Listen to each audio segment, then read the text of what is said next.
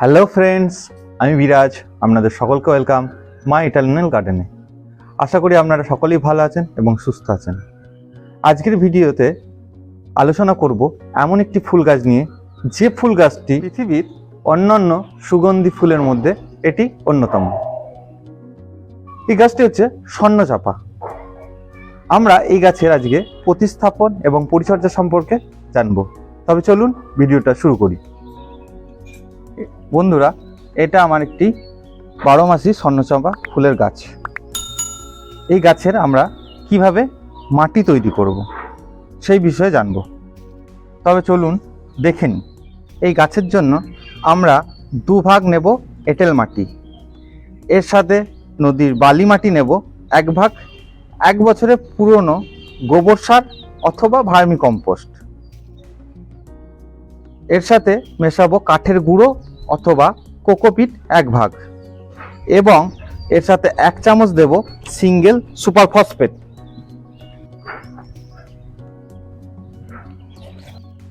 দু চামচ দেব হাড়ের গুঁড়ো।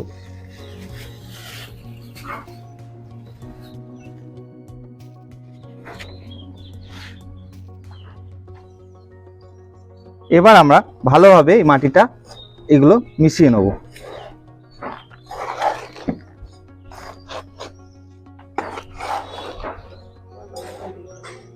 আমরা এই গাছটি বসানোর জন্য একটি 8 ইঞ্চি টব নিয়েছি। এর প্রথমে আমরা ড্রেনেজ সিস্টেমটা তৈরি করে নেব।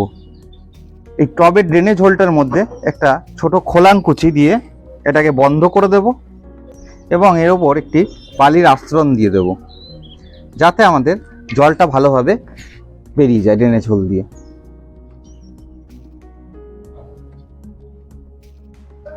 এবার আমরা গাছটাকে এর মধ্যে প্রতিস্থাপন করব।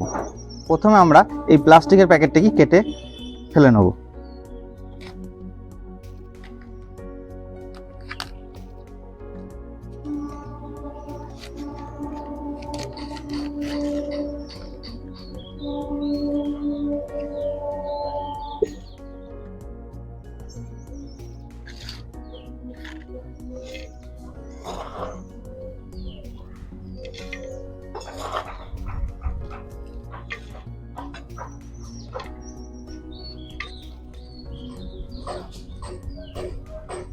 গাছটা আমরা এই মিডিল বরাবর বসাবো।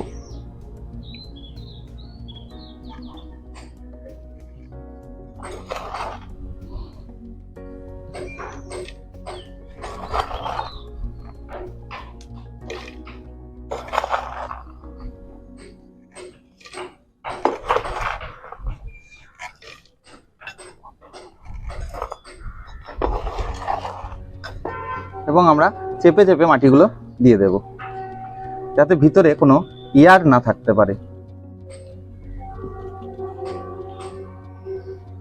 এরপর আমরা গাছটাতে ভরপুর জল দিয়ে দেব, এবং গাছটিকে আমরা ফুল সানলাইটে রেখে দেব।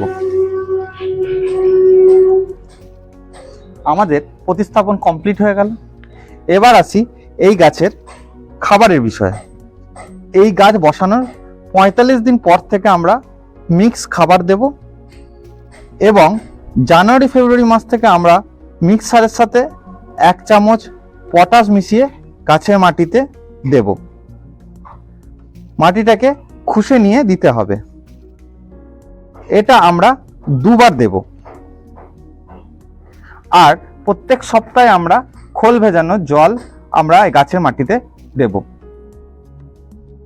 এরপর আসি এই গাছের রোগ পোকা নিয়ে। এই গাছে তেমন কোনো রোগ পোকা হয় না, তবু আমরা 2 মাস অন্তর যে কোনো ফাঙ্গিসাইড গাছে স্প্রে করব ফাঙ্গাসের কারণে, এবং 5 ml করে নিম তেল গাছে 10 দিন 15 দিন অন্তর আমরা স্প্রে করব।